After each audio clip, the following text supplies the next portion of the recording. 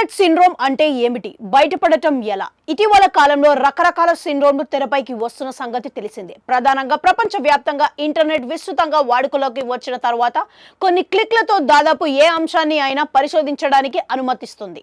ఈ విషయంలో ప్రధానంగా ఆరోగ్య సంరక్షణకు సంబంధించిన ఆన్లైన్ సెర్చ్ పెరుగుతుందని అంటున్నారు. ఇది ప్రమాదం అని వైద్యులు హెచ్చరిస్తున్నారు. అవును, ఈడియట్ అంటే internet derived inspiration obstructive treatment అని అర్థం.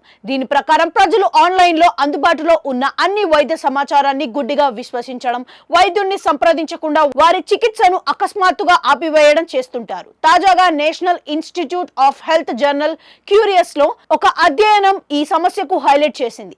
సిండ్రోమ్ వైద్యులకు సవాల్గా మారిందని కొన్నేళ్లుగా వైద్యులు చెబుతూ వస్తున్నారు. ఈడియట్ సిండ్రోమ్ అంటే ఇంటర్నెట్ లో హెల్త్ సమాచారం కోసం గంటల తరబడి వెతకడం. ఇలా చేయడం వల్ల భవిష్యత్తులో యాంగ్జైటీ వంటి సమస్యలు వస్తాయని national institute of health journal పేర్కొంది. ఇదే సమయంలో వెబ్సైట్లు అనేది ఒక టూల్ మాత్రమే తప్ప డాక్టర్తో ఏమాత్రం సమానం కాదని ఆ జర్నల్ తెలిపింది. ఈ క్రమంలోనే విశ్వసనీయమైన వైద్య వెబ్సైట్లు, ఆన్లైన్ సపోర్ట్ గ్రూపులు విలువైన సమాచారాన్ని అందించగలవు. అదేవిధంగా ఇలాంటి పరిస్థితులను ఎదుర్కొంటున్న ఇతరులతో రోగులకు కనెక్ట్ చేయగలవు.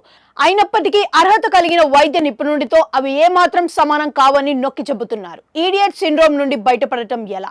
మీరు ఈడియట్ సిండ్రోమ్ నుండి బయటపడాలంటే ఈ సమస్యను ముందుగా సీరియస్ గా తీసుకోవాలని అంటున్నారు నిపుణులు.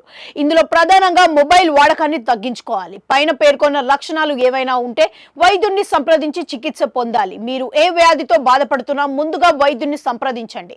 సరైన సమాచారం లేకుండా ఇంటర్నెట్ లో మీరు కనుగొన్న ప్రతిదాన్ని నమ్మవద్దు అని నిపుణులు సూచిస్తున్నారు.